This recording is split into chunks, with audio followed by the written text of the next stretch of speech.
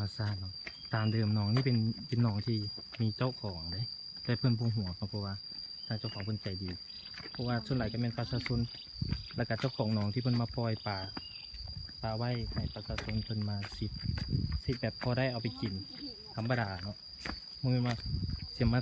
เอาแท้เอาว่าขนาดนั้นเนาะตัวไหลอยู่คนตัวไหลพายางไปเบิ่งตัวไหล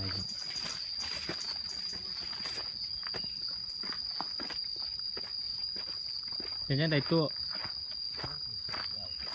ลักษณะยังไม่ทันหูมา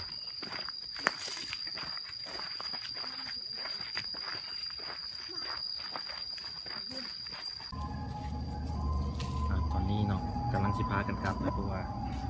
กำลังซิเบ็ดอยู่พอดีฝนพตกเลยพากันฮิตกู้เครื่องมาเก็บหมดก็เลยพากันกลับมาขึ้นมาแถวเทิง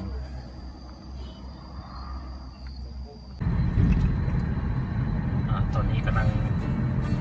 พากันกลับแล้วเนาะจะสั่งไปยังภารกิจซิเบ็ดจะได้ตัวโชคมานบ่มื้อนี้เบิกบริจาคเตียน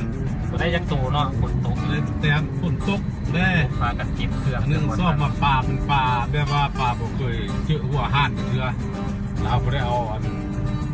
แบบอาหารธรรมชาติสิเอาหัวห่านสิปลากินตัวใหญ่พวกเรามันกินยากแล้วฝนตกก็เลยบริจาคเตียนบริจาคโตพากันกลับเบี่ยงละพากันกำลังกลับคือว่าบ่สำเร็จมื้อนี้เป็นอะไรติดตามพวกเราในคลิปต่อไปครับพวกเราไปลงเสร็จเขาจะเอามาลง